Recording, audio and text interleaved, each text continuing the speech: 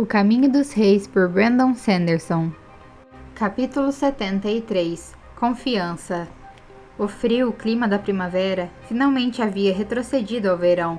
Ainda fazia frio à noite, mas não de uma maneira desconfortável.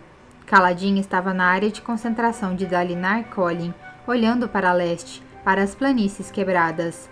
Desde a traição, o resgate e o cumprimento da promessa de Kholin, Kaladin estava nervoso.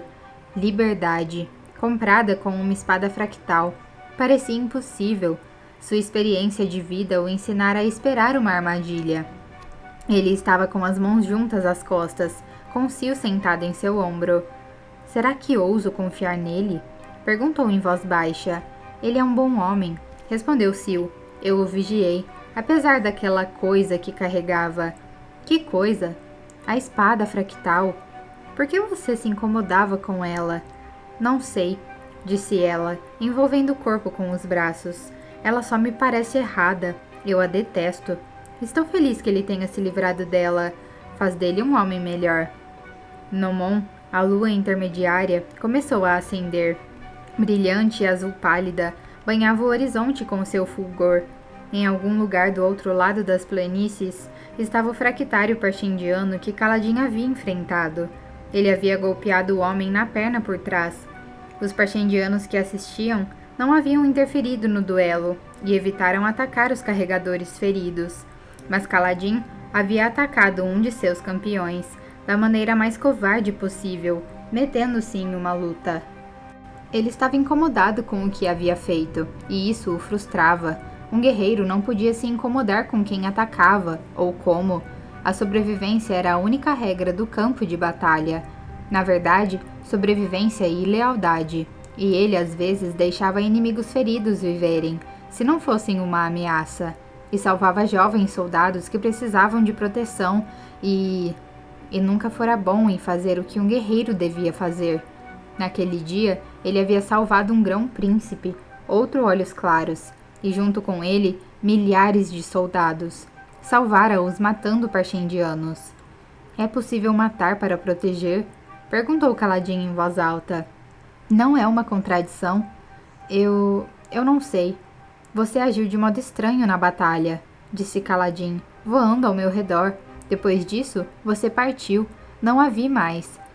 A matança, sussurrou ela. Doía. Tive que ir embora. Mas foi você que me instigou a ir salvar Dalinar. Você queria que eu voltasse e matasse. Eu sei. Teft disse que os radiantes seguiam um critério, disse Kaladin. Ele contou que, pelas regras deles, não era correto cometer atos terríveis para obter grandes realizações. Mas o que eu fiz hoje? Massacrei parchindianos para salvar aletianos. E então, eles não são inocentes, mas nós também não. Não por uma leve brisa ou um furacão. Sil não respondeu. Se eu não tivesse salvado os homens de Dalinar, disse Kaladin, teria permitido que Sadeias tivesse sucesso em uma traição terrível. Teria deixado morrer homens que poderia ter salvado. Teria nojo de mim mesmo. Também perdi 3 bons homens, carregadores que estavam a meros momentos da liberdade. A vida dos outros valiam isso? Eu não tenho as respostas, Kaladin. E alguém tem? Pessoas soaram atrás dele. Sil se virou. É ele. A lua acabara de surgir. Aparentemente, Dalinar Kholin era um homem pontual. Ele andou até Kaladin, carregava um pacote debaixo do braço e tinha uma postura militar, mesmo sem a armadura fractal. Na verdade, era mais impressionante sem ela. Seu porte musculoso indicava que não contava com a armadura para dar-lhe forças, e o uniforme bem passado indicava um homem que compreendia que outros se inspiravam quando seu líder tinha a imagem apropriada. Já conheci outros de aparência igualmente nobre, pensou Kaladin, mas algum homem entregaria uma espada fractal só para manter as aparências? E, se o fizesse, a aparência se tornava então realidade? Sinto muito por marcar nosso encontro tão tarde, disse Dalinar. Sei que foi um longo dia. Duvido que conseguisse dormir de qualquer jeito. Dalinar grunhiu baixinho, como se compreendesse. Seus homens estão bem cuidados? Sim, disse Kaladin. Muito bem, na verdade. Obrigado. Kaladin obtivera casernas vazias para os carregadores. que receberam cuidados médicos dos melhores cirurgiões de Dalinar.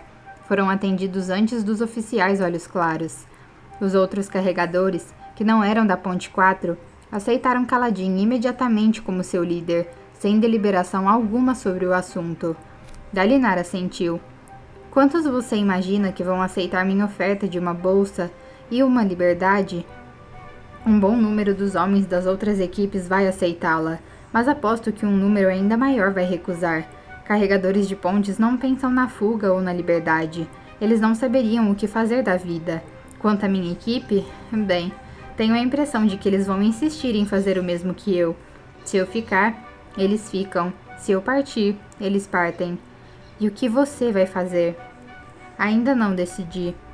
Falei com meus oficiais. Dalinar fez uma careta. Os que sobreviveram. Eles contaram que você deu ordens a eles, que assumiu o comando como um Olhos Claros. Meu filho ainda está chateado com a maneira como sua conversa com ele se deu. Até um idiota podia ver que ele não conseguiria chegar até você. Quanto aos oficiais, a maioria estava em choque ou exaustos. Eu apenas os estimulei. Devo a você minha vida 2 vezes, disse Dalinar, e a vida do meu filho e dos meus homens. Você pagou esse débito. Não, mas fiz o que pude. Ele deu uma olhada em Kaladin, como se estivesse avaliando-o, julgando-o. Por que a sua equipe de ponte voltou até nós? De verdade, por quê? Porque abriu mão da sua espada fractal? Dalinar sustentou seu olhar, então assentiu. É justo. Tenho uma oferta para você. O rei e eu vamos fazer algo muito, muito perigoso. Algo que vai contrariar todos os acampamentos de guerra. Parabéns. Dalinar deu um ligeiro sorriso. Minha guarda de honra foi quase eliminada, e os meus homens que sobreviveram são necessários para aumentar a guarda do rei. Minha confiança nas pessoas está bem escassa atualmente. Preciso de alguém para proteger a mim e a minha família. Quero você e seus homens para esse trabalho. Você quer um bando de carregadores como guarda-costas? Quero os melhores como guarda-costas, disse Dalinar. Aqueles na sua equipe que foram treinados por você. Quero o resto como soldados do meu exército. Ouvi falar sobre como seus homens lutaram bem. Você os treinou sem que Sadeia soubesse. Isso tudo enquanto carregavam pontes. Estou curioso para ver o que podem fazer com os recursos certos. Dalinar se virou, olhando para norte, na direção do exército de Sadeias. Meu exército está reduzido. Vou precisar de todos os homens que puder, mas todos os recrutas serão suspeitos. Sadeias vai tentar mandar espiões para nosso acampamento, e traidores, e assassinos. Elokar acha que não vamos durar 1 semana. Pai das tempestades, disse Kaladin. O que você está planejando? Vou acabar com os jogos deles, sabendo muito bem que vão reagir como crianças perdendo seu brinquedo favorito. Essas crianças têm exércitos e espadas fractais. Infelizmente. E é disso que você quer que eu proteja? Sim. Sem conversa fiada, direto. Isso merecia respeito. Vou aumentar a Ponte 4 para se tornar a guarda de honra, disse Kaladin, e treinarei o resto como uma companhia de lanceiros. Aqueles na guarda de honra serão pagos de acordo com o cargo. Geralmente, a guarda pessoal de um Olhos Claros ganhava o triplo do salário de um lanceiro padrão. Naturalmente. E quero espaço para treinamento, continuou Kaladin. Direito total de requisição dos intendentes. Quero estabelecer a rotina dos meus homens e nomear meus próprios sargentos e líderes de esquadrão. Não responderemos a nenhum Olhos Claros a não ser você, seus filhos e o rei. Dalinar ergueu uma sobrancelha. Essa última parte é um pouco irregular. Quer que eu proteja você e sua família contra os outros grão-príncipes e seus assassinos que podem se infiltrar no seu exército e entre os seus oficiais? Bem, não posso ficar em uma posição onde qualquer Olhos Claros mande em mim, não é mesmo? Você tem razão, admitiu Dalinar. Porém, deve perceber que ao fazer isso, eu estaria essencialmente lhe dando a mesma autoridade de um Olhos Claros do Quarto Dan. Você estaria no comando de 1000 ex-carregadores, um batalhão inteiro. Sim. Dalinar pensou por um momento. Muito bem, considere-se nomeado para o posto de capitão. É a patente mais alta para que ouso nomear um Olhos Escuros. Se nomeá-lo chefe de batalhão, vou arrumar muitos problemas. Contudo, Deixarei claro que você está fora da cadeia de comando. Você não mandará em olhos claros de patente inferior, e olhos claros de patente superior não terão autoridade sobre você. Tudo bem, disse Kaladin, mas quanto aos soldados treinados por mim, quero que sejam designados para patrulhas, e não incursões de platô. Ouvi falar que você tem vários batalhões caçando bandidos, mantendo a paz nos mercados externos, esse tipo de coisa. É o que meus homens farão por 1 ano pelo menos. Está certo, concordou Dalinar. Você quer tempo para treiná-los antes de jogá-los em batalhas, imagino. Isso mesmo, e também matei muitos parchendianos hoje. Me peguei lamentando suas mortes. Eles me mostraram mais honra do que a maioria dos membros do meu próprio exército. Não gostei do sentimento, e quero algum tempo para pensar sobre isso. Os guarda-costas que vou treinar para você, iremos para o campo de batalha, mas nosso propósito primário será proteger você, e não matar parchendianos. Dalinar pareceu perplexo. Tudo bem, embora você não deva se preocupar. Não pretendo ir muito às linhas de frente no futuro. Meu papel está mudando. Mesmo assim, temos um acordo. Kaladin estendeu a mão. Isso depende dos meus homens concordarem. Você não disse que eles farão o que você fizer? Provavelmente. Eu os comando, mas não sou dono deles. Dalinar também estendeu a mão e apertou-a de Kaladin, sob a luz da lua cor de safira. Então, tirou o pacote debaixo do braço. Tome. O que é isso? Indagou Kaladin, pegando o pacote. Meu manto, aquele que usei na batalha, lavado e remendado. Kaladin o desdobrou. Era de um azul profundo, com o par de glifos de Koch Elinil costurado nas costas em linha branca. Cada homem que usa as minhas cores é da minha família, de certo modo. O manto é presente simples, mas é uma das poucas coisas que posso oferecer que tem algum significado. Aceite-o com minha gratidão, Kaladin, filho da tempestade. Kaladin lentamente dobrou de novo o manto. Onde ouviu esse nome? Seus homens, eles têm muito respeito por você, e isso faz com que eu tenha muito respeito por você. Preciso de homens como você, como todos vocês. Ele estreitou os olhos, parecendo pensativo. O reino inteiro precisa de você, talvez toda Roshar. A verdadeira desolação está chegando. O que você disse? Nada, respondeu Dalinar. Por favor, descanse um pouco, capitão. Espero ouvir boas novas de você em breve. Kaladin assentiu e se retirou, passando pelos 2 homens que serviam como guardas de Dalinar naquela noite. A caminhada até sua nova caserna foi curta. Dalinar havia dado um edifício para cada uma das equipes de ponte. Mais de 1000 homens. O que ele ia fazer com tantos? Nunca comandar um grupo maior do que 25 homens antes. A caserna da Ponte 4 estava vazia. Kaladin hesitou junto ao umbral da porta, olhando para dentro. A caserna estava equipada com uma cama de campanha e um baú com cadeado para cada homem. Parecia um palácio. Sentiu o cheiro de fumaça franzindo o senho, deu a volta na caserna e encontrou os homens sentados ao redor de uma fogueira nos fundos, relaxando sobre tocos ou pedras, esperando enquanto Rocha cozinhava um guisado. Escutavam Teft, que estava sentado com um curativo no braço, falando em voz baixa. Shen estava lá. O silencioso parchemano sentara-se no ponto mais distante do grupo. Eles o haviam buscado junto com seus feridos no acampamento de Sadeias. Teft parou de falar assim que viu Kaladin, e os homens se viraram, a maioria deles com curativos de algum tipo. Dalinar quer esses homens como seus guarda-costas, pensou Kaladin. Eles eram um bando bem esfarrapado. Contudo, na verdade, ele concordava com a escolha de Dalinar. Se fosse colocar sua vida nas mãos de alguém, escolheria aquele grupo. O que estão fazendo? Perguntou Kaladin em um tom severo. Deviam estar todos descansando.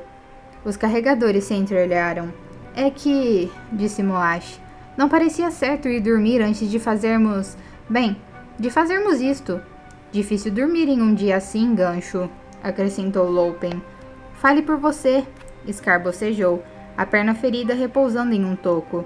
Mas vale a pena ficar acordado pelo guisado, mesmo que Rocha ponha pedras nele. Eu não faço isso, reclamou Rocha, terrabaixista bêbado de ar. Eles haviam deixado um lugar reservado para Kaladin. Ele se sentou, usando o manto de Dalinar como uma almofada para as costas e a cabeça. Recebeu com gratidão uma tigela de guisado oferecida por Dwerry. Estávamos falando sobre o que os homens viram hoje, contou Teft. As coisas que você fez. Kaladin hesitou, a colher na boca. Havia quase esquecido, ou talvez houvesse esquecido intencionalmente, que exibira aos seus homens suas habilidades com a luz das tempestades. Com sorte, os soldados de Dalinar não teriam visto. Sua luz estava tênue naquela hora, e o dia claro. Entendo, disse Kaladin, seu apetite sumindo. Eles o viam de modo diferente, assustador. Alguém a se evitar como seu pai em Larpetra? Pior ainda, alguém a se adorar? Ele viu os olhos arregalados dos homens e se preparou. Foi incrível, disse Dwerry, se inclinando para a frente. Você é um dos radiantes, disse Scar apontando. Acredito nisso, mesmo que Teft diga que não. Ele não é ainda, rebateu Teft. Não prestou atenção? Pode me ensinar a fazer o que você fez? Interrompeu Moash. Quero aprender também, Gancho, disse Loupen. Sabe, se você for começar a ensinar... Kaladin hesitou, atordoado, enquanto os outros também entravam na conversa. O que você consegue fazer? Como é a sensação? Você pode voar? Ele ergueu a mão, interrompendo as perguntas. Vocês não ficaram assustados com o que viram? Vários dos homens deram de ombros. Foi o que manteve você vivo, Gancho, disse Loupen. Só me assusta como as mulheres vão achar isso irresistível. Elas vão dizer, Loupen, você só tem um braço, mas vejo que está brilhando. Acho que devia me beijar agora. Mas é estranho e assustador, protestou Kaladin. Era o que os radiantes faziam. Todo mundo sabe que eles eram traidores. É, disse Moash fungando. Assim como todo mundo sabe que os olhos claros foram escolhidos pelo Todo-Poderoso para reinar, e são sempre nobres e justos. Nós somos a Ponte 4, acrescentou Scar. Já passamos por muita coisa, vivemos no Krem e fomos usados como isca. Se isso nos ajuda a sobreviver, é bom, não tem mais nada a dizer. Então, acha que pode ensinar a gente? Perguntou Moash. Pode nos mostrar como fazer o que você faz? Eu não sei se pode ser ensinado, disse Kaladin, olhando para Sil, que estava sentada em uma rocha ali perto com uma expressão curiosa. Nem sei ao certo o que é. Eles pareceram decepcionados. Mas isso não significa que não podemos tentar, acrescentou Kaladin. Moash sorriu. Você pode fazer? Perguntou Dwerry, pegando uma esfera, uma pequena peça luminosa de diamante. Agora? Quero ver, sem ser de surpresa. Não é uma brincadeira, Dwerry, disse Kaladin. Você não acha que merecemos?